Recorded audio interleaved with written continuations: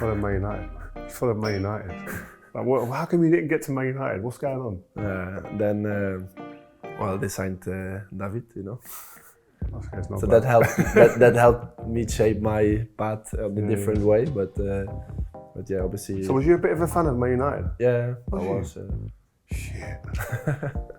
Welcome to Rare Meats, presented to you by Qatar Airways, the world's best airline. Now stay with me to check out who's next on Rare Meats. Let's go.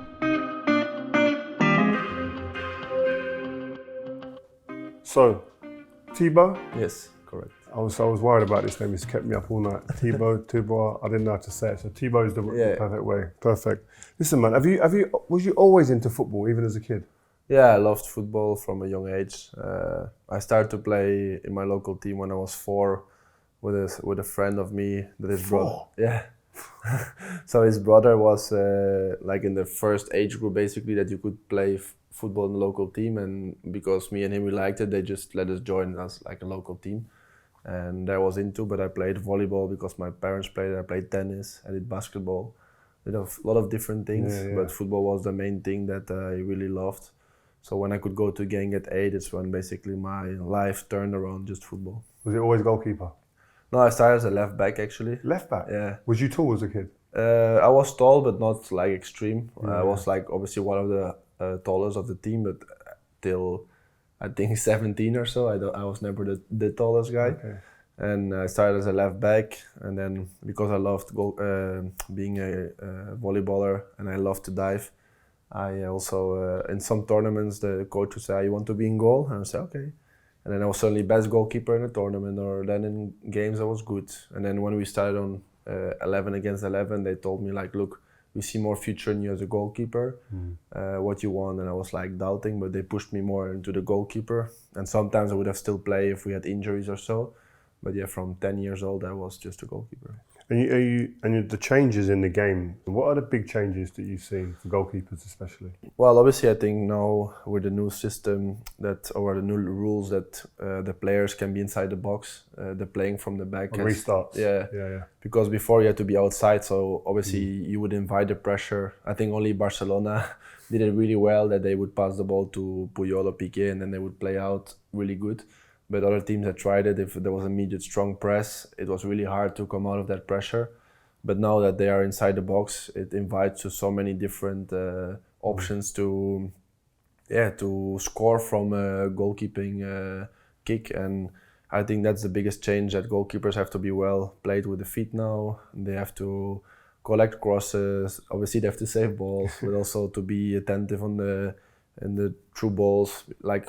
It became much more complete. I think the biggest change was maybe in 2014 with Neuer, with the sweeper keeper. That changed also part of goalkeeping. And then when the rules changed, I think there again more changed even more. Who do you look at in the world now and go, listen, I think you're number one, yeah, but put yourself out. Who would you say is number one right now? Or do you say yourself you're number one? No, obviously I always like to put myself up there, but I think with goalkeeping sometimes it depends on moments in season. I think I like Alisson, I like Maignan from Milan. I think Oblak this year is playing really good level again. Those three I really love. So. Was there any goalkeepers growing up? I mean, I saw you last night. Yeah. You mentioned something to me, it blew my mind. Yeah, I loved Edwin van der Sar and Casillas. So Casillas was because of his young age when he came into the goal at Madrid. Like that, at my age, I think I was like 12 or 11 at that time. Like I was just starting being goalkeeper, and I really also blew my mind. Like, wow, he's in Real Madrid, and I always followed those games, and then I followed always Manchester United for Edwin. So follow Man United, man. Follow Man United. Like, how come you didn't get to Man United? What's going on? Then they signed David, you know. Okay, it's not so bad. that helped. that helped me shape my path in a different way. But yeah, obviously. So was you a bit of a fan of Man United? Yeah, I was. Shit. And we never knew. How come we didn't know that? See, the scouts have got to do more. The recruitment team have to do more to understand who we're looking for. Well, I think at that moment when I was at Genk, starting to do something decent. Obviously, there was some interest of Tottenham at that moment. There was some interest of Chelsea, some other teams from other countries, and obviously Chelsea at that moment had the best project for me on a long term. And basically, because David was going to Manchester, it opened the door for me to go on loan to Atletico. And basically, I think that transfer for me made me into the goalkeeper I am today. Because did you have sorry to cut you? Did you have any like reservations like about that loan?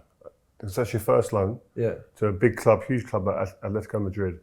What's your feeling in that moment? No, I actually almost would have joined them even on a transfer permanent deal, because they wanted it, but Genk asked 10 million, and at that moment for Atletico, I guess, to pay on a goalkeeper of 18 or 19 almost, that fee was maybe too much. But Chelsea basically wanted to loan me back to Genk, but I felt I reached my limit there, and I think if you're a talent and you feel you can do better, you need to put yourself against your limits, and you need to challenge yourself to be good. Otherwise, if you stay on the same level, you will keep yourself at that level, and I wouldn't have been the goalkeeper I'm today. But that was the option, and they were not really agreeing. Even my parents, my agent, Chelsea, all were a bit like against it, but I just felt I have to do it, and I just went there, couldn't speak Spanish, and said I go, and it was the best choice of my life. So when you walk into a new club like that, what's it like? I didn't play because I was settling in, and then the moment I played the first game, everything became well. The results were not that great, but players were really helpful. Falcao was also there; he was booming. And then when Simeone came in the winter, suddenly we were defending better. We did 6 clean sheets in a row. Immediately? Yeah, 6 clean sheets in a row. And what is it about him? What give us some insight into like how he creates this culture and this defensive unit and the doggedness in this team?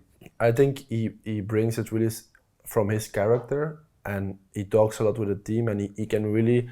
I remember before a final against Real Madrid that we I think it was like 12 years that Atletico didn't win against Real Madrid, and we had the Copa del Rey final, and he had like individual talk with him and Mono Burgos, the other second coach of him, and they would just sit in front of you like we were sitting, and you would sit there in front, and they were like, listen, you're the best, tomorrow you're gonna kill it, and this and that, and then so you were like going to bed like, oh.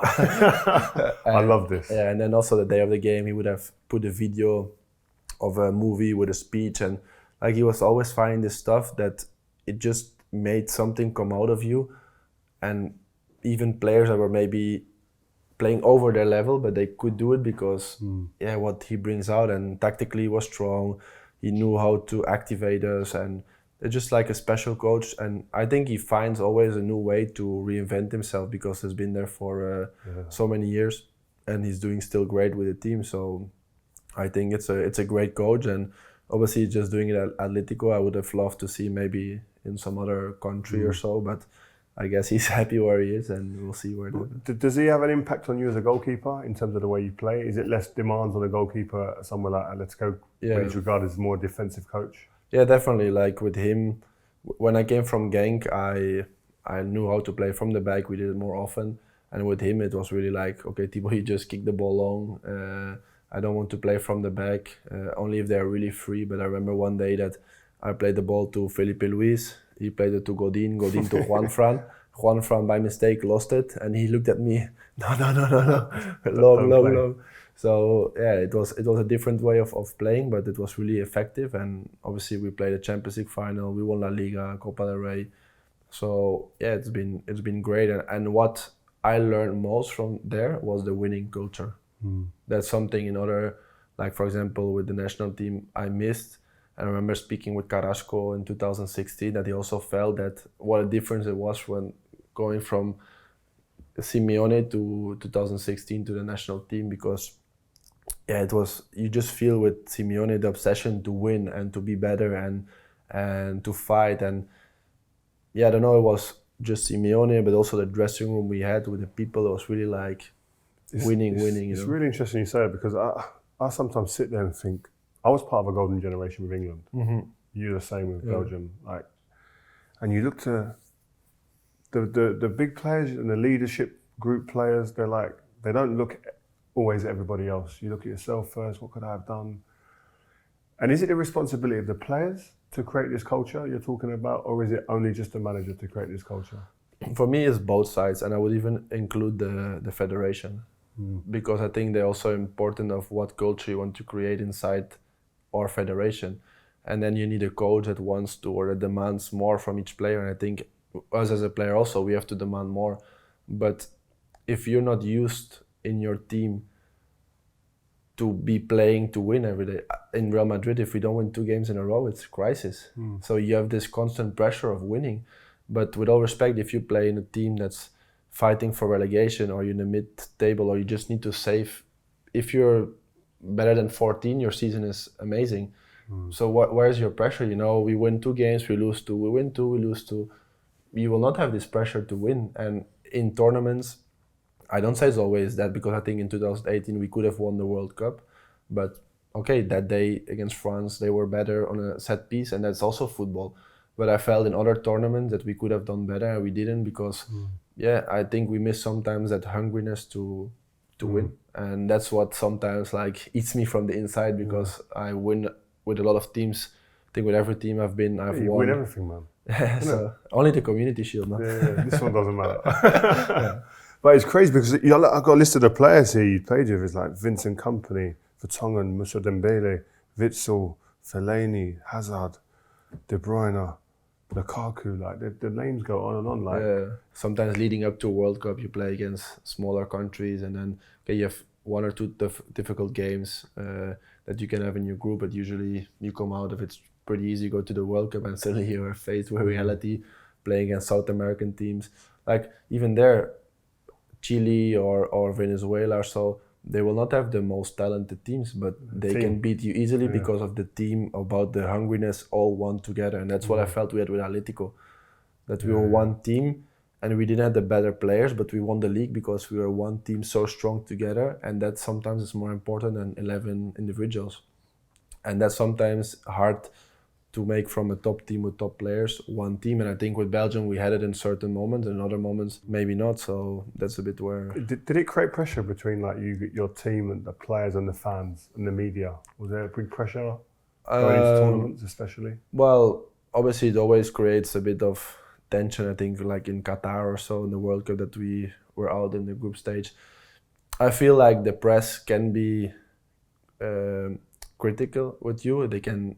I feel they can say things, but I feel during a tournament, the more critique they give on the team, the more the fans suddenly starts to create, like there's too much negativity around the team in a tournament, and it creates a lot of talk outside, inside, that when, even though I prefer that if we're not playing well, that the media doesn't kill us straight away. That let's wait till you're out of the tournament, and then you can kill people. But otherwise, it creates too much negativity. But I think after Qatar, some bad vibes were created a bit between the fans and the players again, and that's not easy to refine, because we came from a long way with Belgium before qualifying for the Brazil World Cup. Yeah.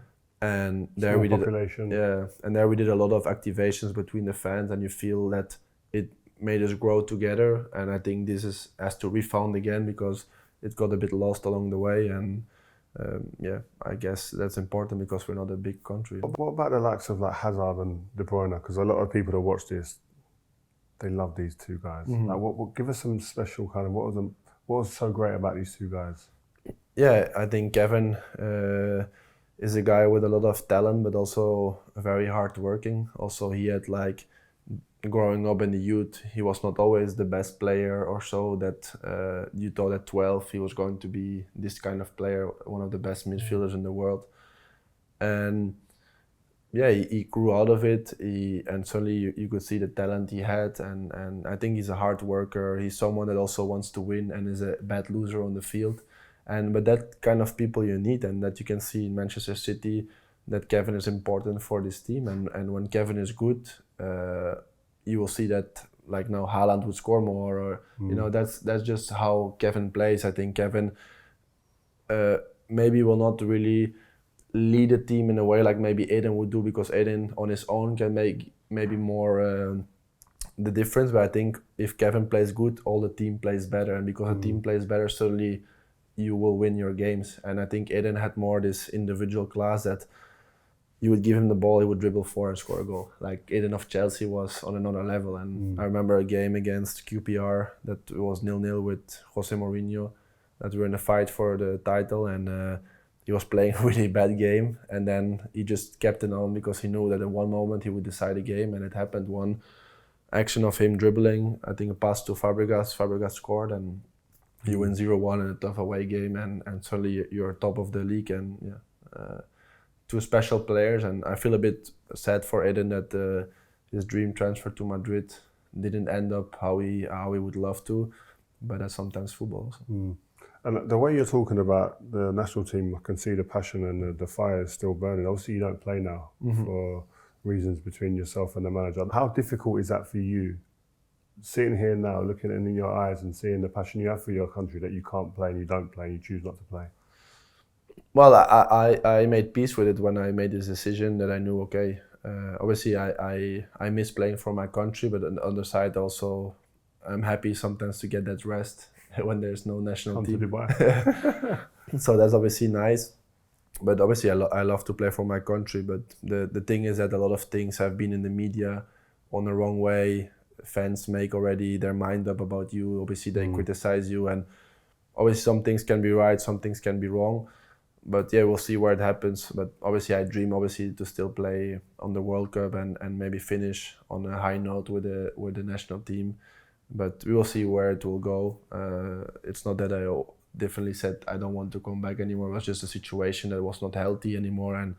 And yeah, I think seeing what happened since I left till now, that people can see that what I was saying and what I was thinking was kind of right, So eventually time will give you your reasons, and I guess that's what happened now also. So we'll see what happens in the future. And yeah, as I said, last year in the Euros, I was also a supporter of Belgium. I didn't have this grudge like that. I don't want them to do well. If they would have gone to win it, then would have been amazing. So talking about centre-backs, I've just named a couple of centre-backs, being one of them being Company, and obviously I've played there, so this interests me, the relationship with the goalkeeper.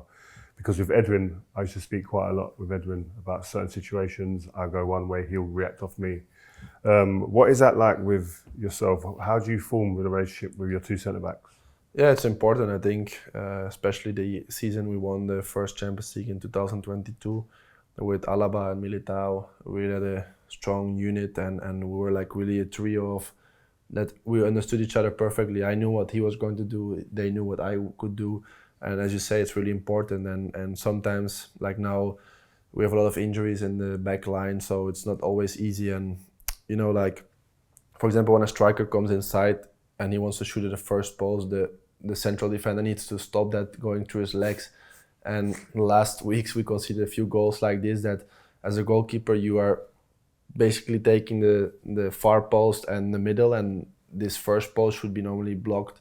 But you see it a lot, that the last step they make is when the ball goes through. And there's something with Simeone that was trained a lot with. And yeah, we just talk a lot. We try to find answers. Like if something didn't go well, like for example, Rudiger is now the leader of the defense, I would say. It's not just defenders and goalkeepers, it's the 11 that has to run. If the 11 don't run anymore in modern football, you are dead. That's true. Rudiger's another name. Listen, John Terry, Rudiger, Ramos, Varane, Godin.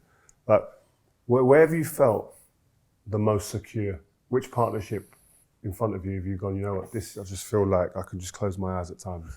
Well, I don't know if they were the best, but obviously when we were Atletico, we were conceding very few goals. And that was obviously with Miranda and Godin. But as I said, for me, it was not just because of that center pair, but it was because of the way we were playing. The team was tight. We were tight, and they were tall, so all the crosses, they would head away. And there were two guys, one Brazilian, one Uruguayan. They don't mess around. There was that goal that was going strong in duels. Was not looking for some nice dribbles from the back to call attention. No, they were strong and hard. But yeah, even with Ramos, amazing defender. JT, amazing defender. When I played the national team with Vincent Kompany and Vermaelen, or Vincent Kompany and Van Buiten. I'm lucky that I play with really great centre backs, and yeah. If you had to pick two in front of you, Champions League final, two in front of me, who would it be? I think one would be Ramos for his decisive nature and his strength. And the other one, as a leader of a team, in Chelsea I love JT. He was really like being as a captain and leader was really strong. And maybe also Vincent. Because Vincent on his prime, I really loved him also. The national team was unbelievable. Remember when I was first there, I was like, wow, this guy, like the strength he had, the speed and so. I think he has a bit of bad luck with the injuries also. Yeah, he did, yeah. But when he was on his prime, it was unbelievable defender. You see, you talked about Rudiger, because he's here now. When he comes into the squad, how quickly is it for someone like that, a defender, to integrate into the squad? And how important is your role in helping with that? Yeah, Rudiger I knew from Chelsea also, so that was a bit easy to speak and to talk with him. But obviously at the same time, you had also Alaba and Militao that came from winning the Champions League together. So for Ancelotti it was not easy to rotate, and I guess maybe Rudy in the beginning was a bit sad to not play that much. But I think Rudy also, he has a lot of experience. He was in Italy also, Chelsea with Conte. So he came also again to an Italian coach. And I think quickly he settles, and yeah, just speaking with me, as I said before, you talk in dressing room, you talk on the pitch, and you just help each other. Like, okay, here we have to do it more like this, or he will say, Thibaut, can you do this for me? Like, I don't feel comfortable here, or you feel more comfortable there, or like with set pieces, like now we defend in zonal. That's different from what we were used to in Chelsea, for example. So you just try to adapt to each other where we will be stronger, and I think communication is the key into that. It's crazy because I don't think in the younger teams they talk about communication enough. Do you know what I mean? Because when I look at my kids play, your kids play, there's always about technique and what you do with the ball, but I think the communication is important as anything. Yeah, I agree. But I just think, I remember when I was 12, 13, 14, in Genk we had this evaluation at the end of the season that the coach would evaluate and say, okay, you can go to the next year. And they would, for example, give you some points on stuff. And then on communication, they would have a 1 out of 4 because I think I could talk more. And sometimes I agree, but also me during a game, you will never see me shouting so much, because if you only talk, the defender will not listen to you. You're just thinking, man, stop talking. So I think it's more important to give key shouts, key words. In training, I feel I do it more. In a game, if the defenders are at 40 meters, they will not hear me with the fans. So I think at a youth level, it's more important about the right communication than over communication. You remind me of Edwin, man. Seriously, it's crazy. It's mad that you said that. Now you said it, I can see Edwin and a lot of the traits, because I used to feel calm with him. You got a calming aura, I think, and I think that's always great for a defender, that you look behind you and you're not like, where is he? Yeah. I know you're going to be there. You're secure.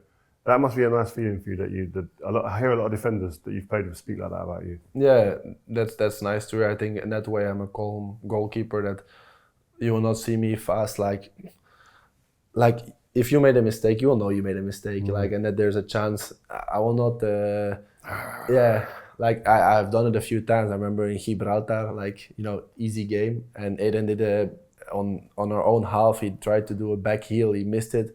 Shot, I saved, and I said, Eden, what are you doing? But like usually I don't do it anymore that much, because it's better to focus on the set piece straight away, put your people right, and say to someone, maybe when he comes to your box, say, hey, don't do this anymore, or try to do this. But to shout, sweep, like throw your hands in the air, I don't think is that necessary. And a defender will feel more calm with you like that. But yeah, I watched a lot of Edwin growing up, so I was trying to learn with my eyes from him. So, and I always think that if you shout and scream at people, it sometimes can take them off their game, some guys. I think this generation may be a bit different. In our generation, mine, a bit older than you, this was quite normal, shouting and arguing. Yeah, I agree. Whereas this generation may be a little bit different. Can we move on to managers? Because you've played with some crazy managers. We just spoke about Diego Simeone, Zinedine Zidane. Like, you had ridiculous success with this guy. Can he still play? Yeah.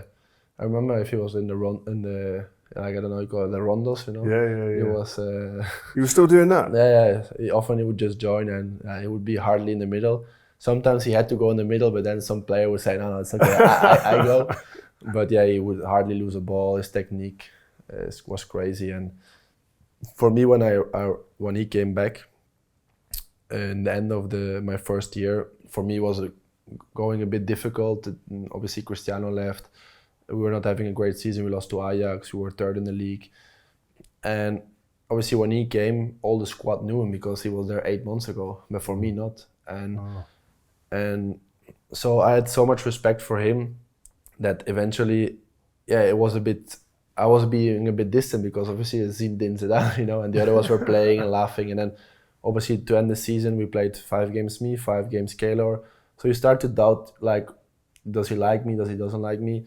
And then actually in the summer after the preseason, I had a really good talk with him, like one-on-one, that we spoke a bit, that he said, I don't feel that you're with me. And I said the same about him. And we just spoke in a good way, open. I said, okay, but you have to understand, I came here, some players said, he will not play anymore because he loves Keylor. And he said, yeah, but that's talk, and so I really love you. You're my goalkeeper, you're my gatekeeper, and I want you to know that. And at that moment, I felt that confidence, and that eventually just on the right game popped up. And after it was really great and a great relationship and a lot of I always had a lot of respect for him, but sometimes you need something to unlock it. Yeah, and I think it's important, this feeling with a coach and a goalkeeper, that you feel he's behind you, because if you have this confidence between each other, everything will go well. And that I had with Simeone, I had that with Mourinho, I had that with Conte, I had that with Ancelotti, with Zidane after also, so with Roberto Martinez. So if you feel that, then everything gets better, and I think a goalkeeper is important in that. What's he like when things aren't going well? No, Zidane is calm. He will not. He's like never flustered. No, he was not getting mad that much. Even. How can you remain cool like this all the time? I don't know. I guess it's his personality. Obviously, I had guys like Conte that they would shout like crazy. Like it's personalities. And I think Zidane was more calm. Mourinho, Conte, they are more agitating. Carlos also calmer, unless something really happens like this year a few times, then he can really like. He can go, yeah? Yeah, he can go. Yeah. Can he? Yeah, he can still go. Oh, see, I thought he was just the eyebrow. That was it. The eyebrow would move, and then he would everyone would go, oh. No, he there's been a few games that he can he really. But I like that, because I like the balance between being calm and on the right moment you get mad, because then your words have impact. Because if you always do it, then I always say it's going. Like you say when you shout. Yeah. In terms talking of Ancelotti, like what are the main principles of his teams when he sets you guys up? Because he looks a little. The game today, I don't know if you agree, feels very structured. It's all about systems. He just seems like, that's why it's refreshing when I watch you guys sometimes. There's a little bit more freedom. I think with us, the importance to set up well from the back, to try to play it from the back with a goalkeeper. If there's a pressure of 2, you find a third man with a midfielder coming in the middle. If they defend one-on-one like Atalanta, I had to try to find Vini or Kylian in the open space or in the back of the defense, because we're fast players. And obviously we try to find a pass, and then someone has to attack the space. But obviously with Vini, Kylian, Rodrigo, Jude, them names are crazy. Yeah, you have to play creative. You have to play open, and you can see that.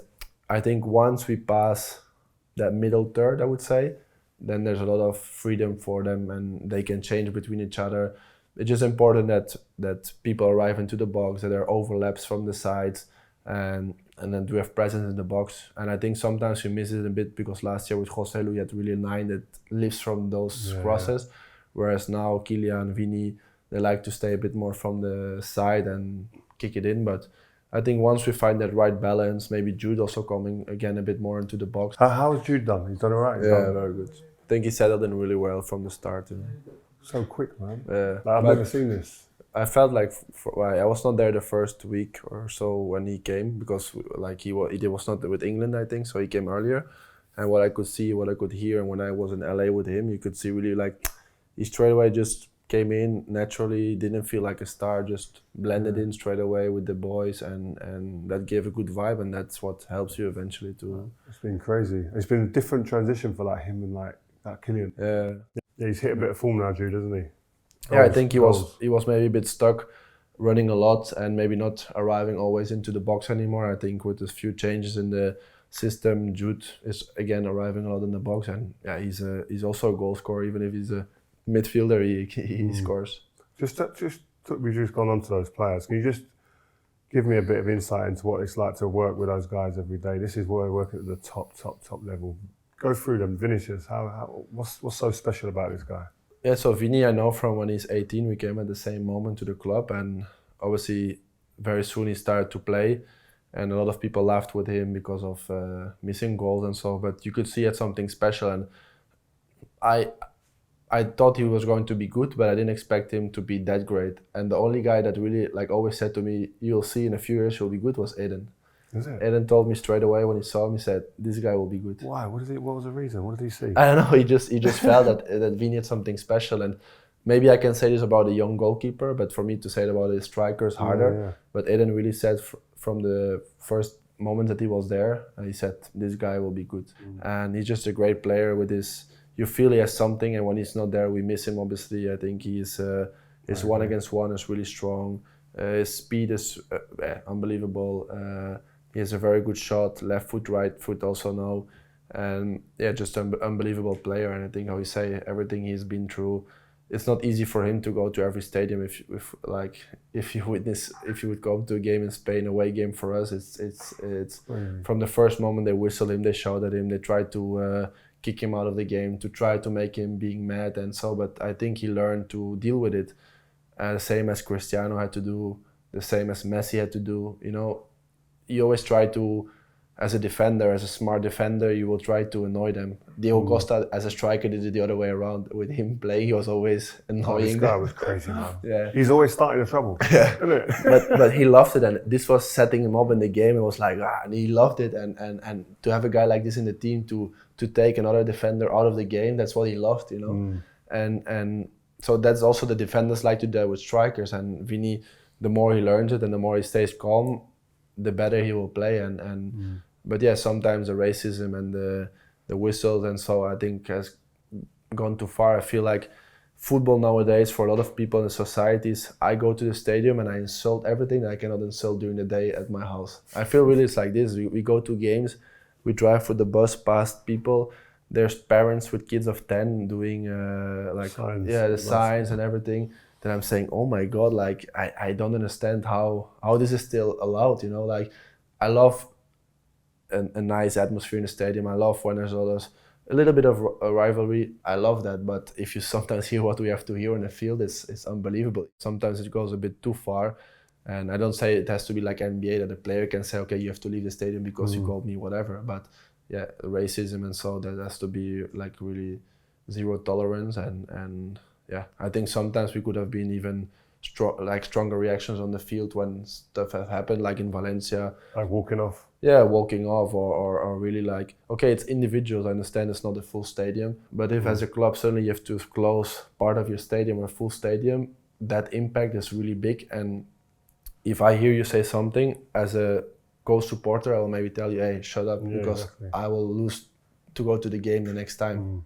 Well said. Let's hope people are listening to Thibaut. Another personality character I'd love to, because you've played with some crazy players, but also crazy managers. Jose Mourinho. What was it you meant? You talked about Simeone, you talked about Zidane, Carlo. What is so unique and special about the special one? Yeah, with Jose was a special relationship. When we won the cup against him, he called me after, and he asked me to come back to Chelsea already. Wow. And I told him, I said, I know Peter is still going to play. I don't think that I will come there. Okay, you have to prove it always, that's true. But I was in a development phase. With Atletico, we're doing well. I felt we could fight for more than just the cup. And he called me and he said it. I said, listen, I want to play the Champions League because I hadn't played it till that year. I want to play every game. And if I come to you, okay, I'll play my games in the Cup, in the League Cup, FA Cup, maybe some Premier League games, but it will be a bit difficult, so I prefer to stay. And he said, no, everything can happen, you will see. And I was like, not convinced, so okay. So then obviously we start the season, we go for, like we were fighting for the league, and then suddenly the Champions League semi-final, we play against Chelsea with Atletico. And yeah, obviously they didn't want to let me play. But yeah, the UEFA obviously like obligated us to play. So I did it, and I don't think he was very happy because I made some good saves in the return game, and I remember he didn't give me a hand after the game. No. Yeah, it was a bit. Jose, man, come on.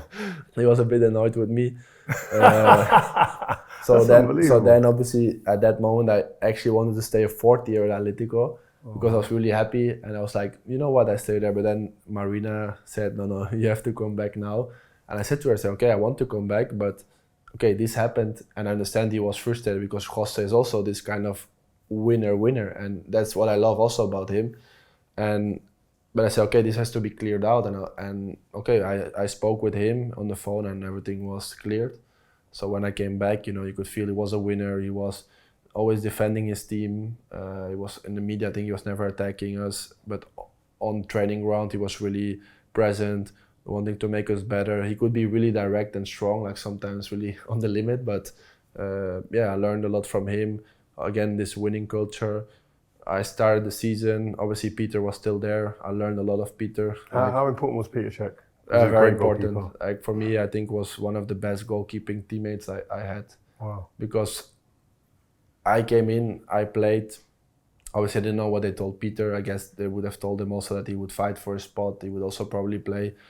But Peter was an unbelievable guy that treated me with so much respect, with so much love, with so much help that I really never could have imagined. But this taught me a lot for how I want to be if I would get in that situation, because it's never the fault of the new goalkeeper coming. It's the team, the club that decides to buy a new one. It's not me who decide like, oh, Peter, you're out. No, it's the manager or the club.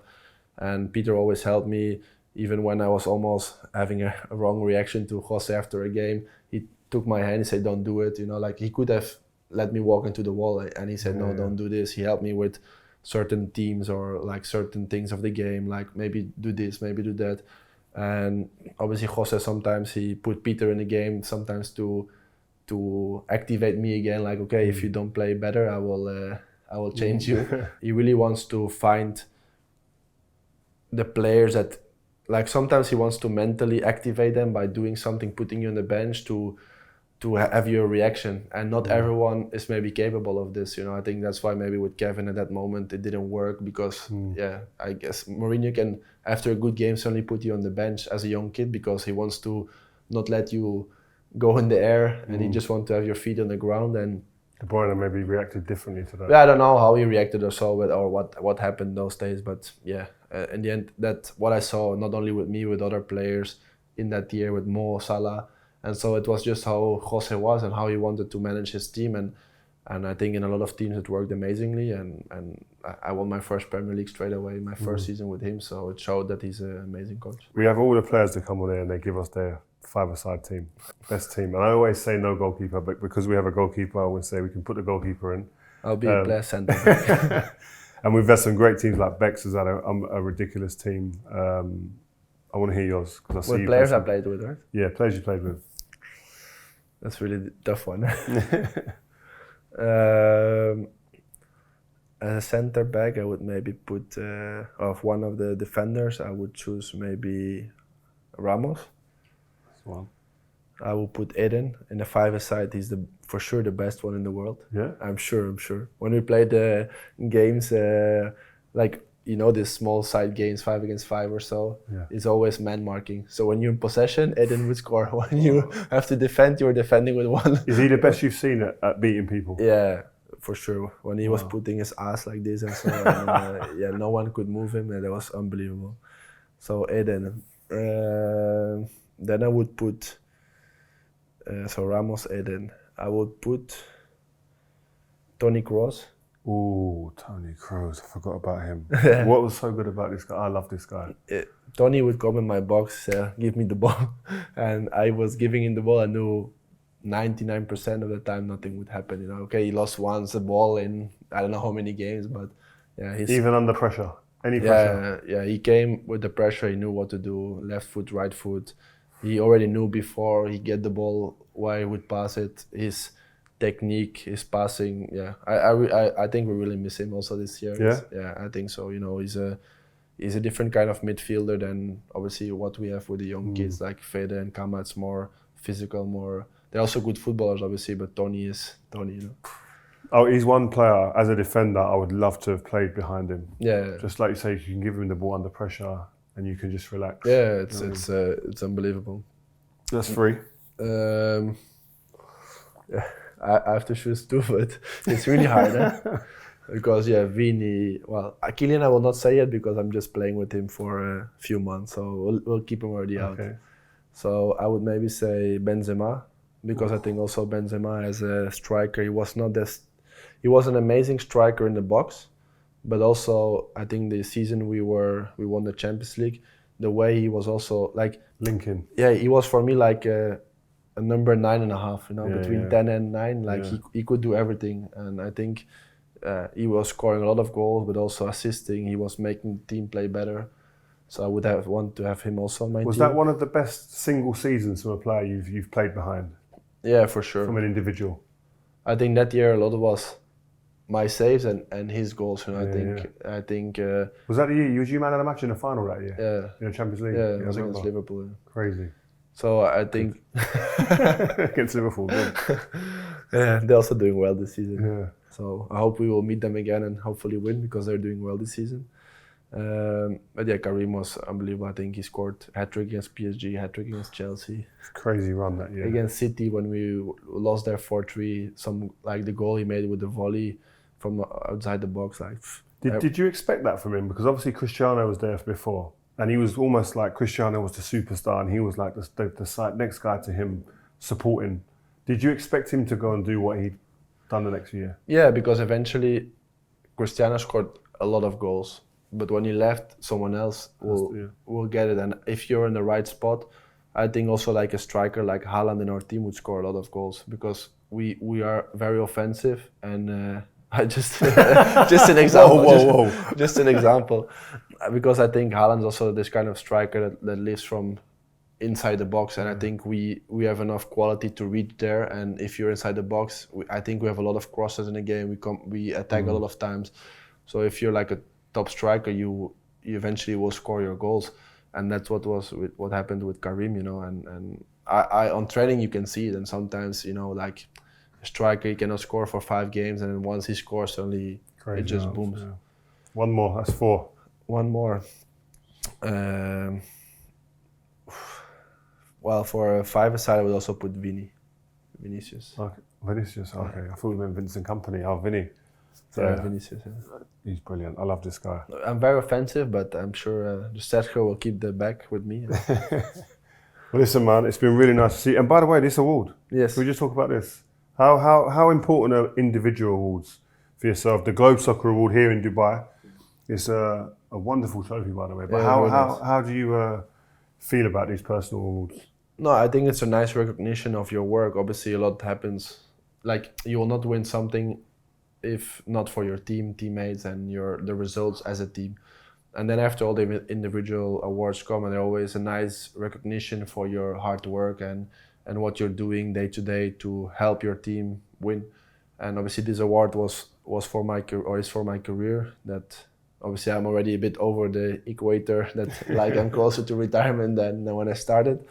But still, it's a really nice recognition for everything I did already during my career, so that they want to offer me this one was really special for me and my family. And yeah, it just helps me to keep on working hard after the injury to stay on my best level and add a few more years and hopefully a few more trophies. All right, man. Well, listen, from the best goalkeeper in the world, I really appreciate it. Thank you very Thanks much. a lot, and many more years of success. Thank you very much. Good luck.